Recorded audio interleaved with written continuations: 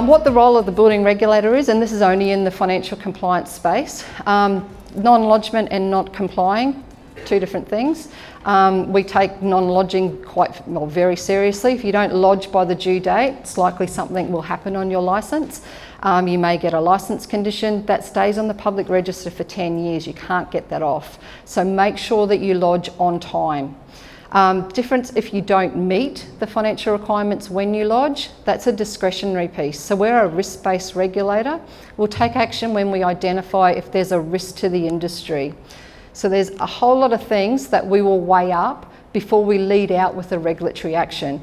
We'll look at the seriousness of that breach, negative $62,000. Is that a big deal?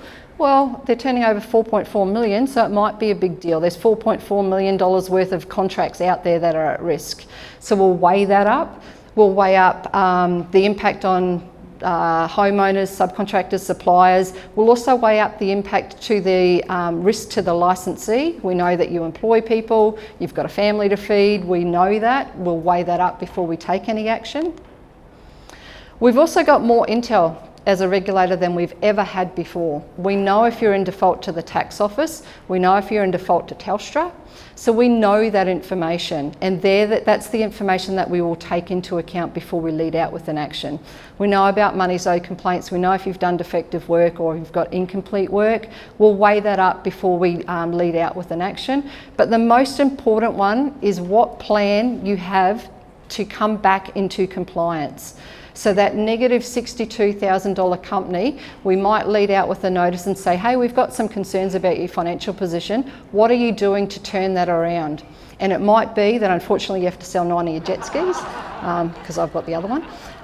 But you might need to do some stuff to bring some cash back into that entity. And it needs to be in a reasonable period of time.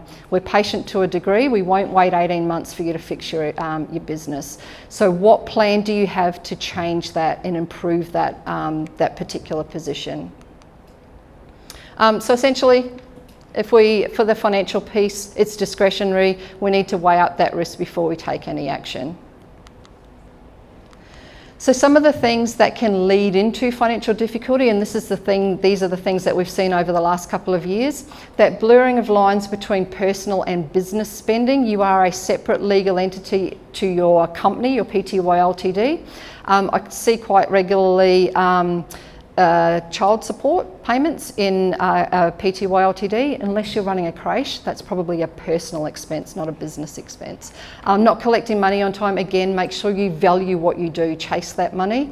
Inadequate quoting or margins, hopefully the company that went from 44% down to 4% have enough plans in place to finish those contracts on time, because then they're going to get liquidated damages and things like that if they don't. Hopefully they've got those mechanisms in place already.